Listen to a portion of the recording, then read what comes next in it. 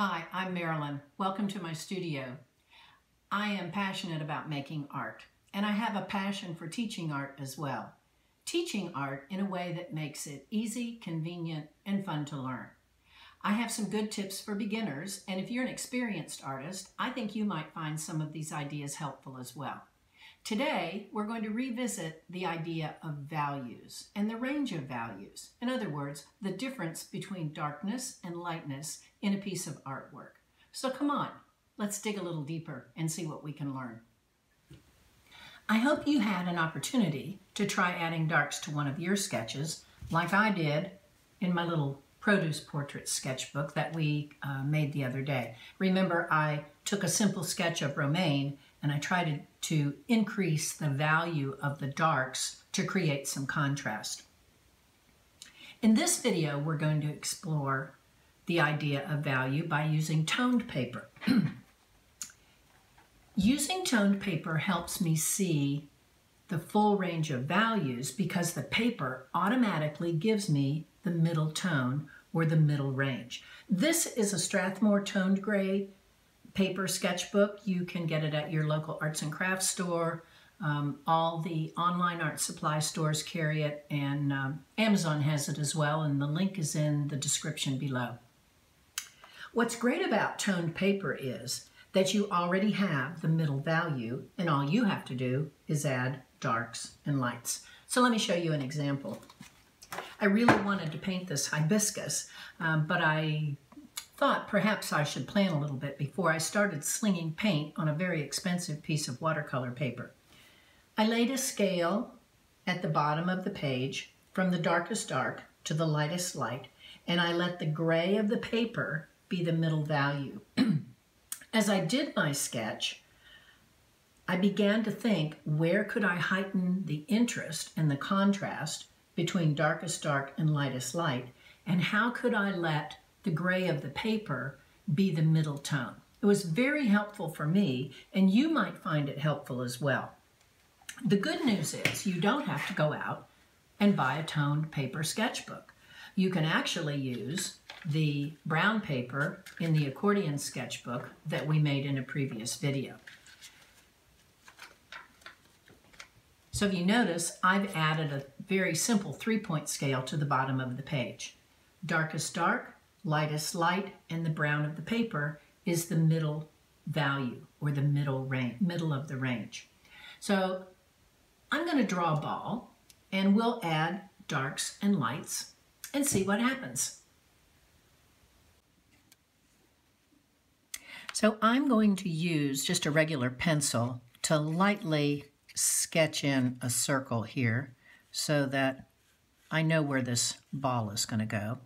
And then the next thing I'm going to do is make sure I'm clear about my light source. I want the light coming from this angle.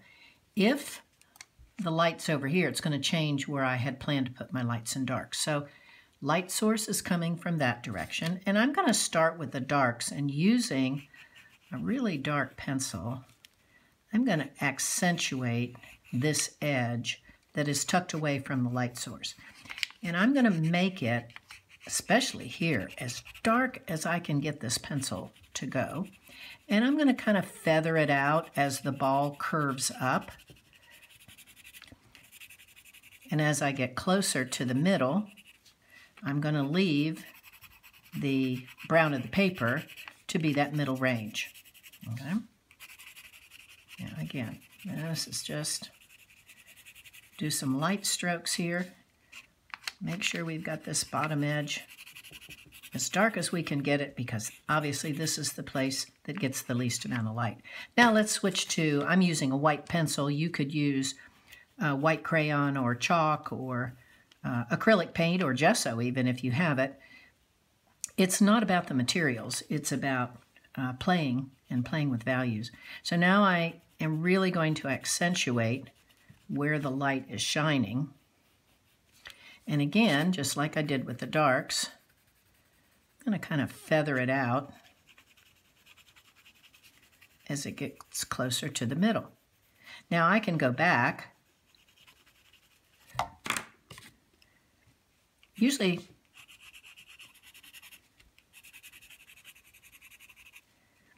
don't want to be afraid of the dark.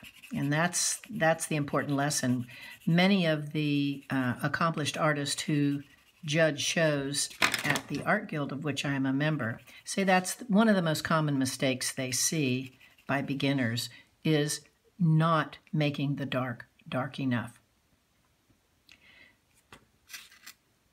Now, I'm thinking that we probably need to anchor this ball to the table, and so I'm going to give it a shadow, and that shadow is going to be really dark as well.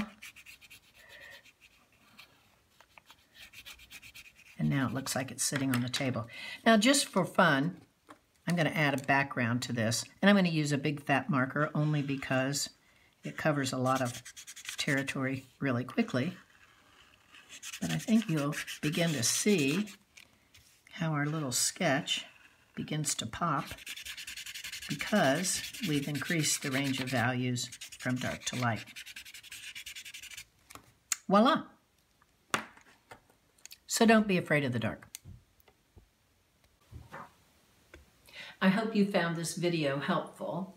If so, please give it a thumbs up, and don't forget to subscribe so that you'll be the first to hear about new videos on my channel, Marilyn Wescott Art. Next time, we're going to talk about what to do when you're faced with fear of messing up that beautiful first page in your brand new and possibly very expensive sketchbook. So in the meantime, go make some art. Don't be afraid of the dark. Thanks for watching, and I'll see you soon.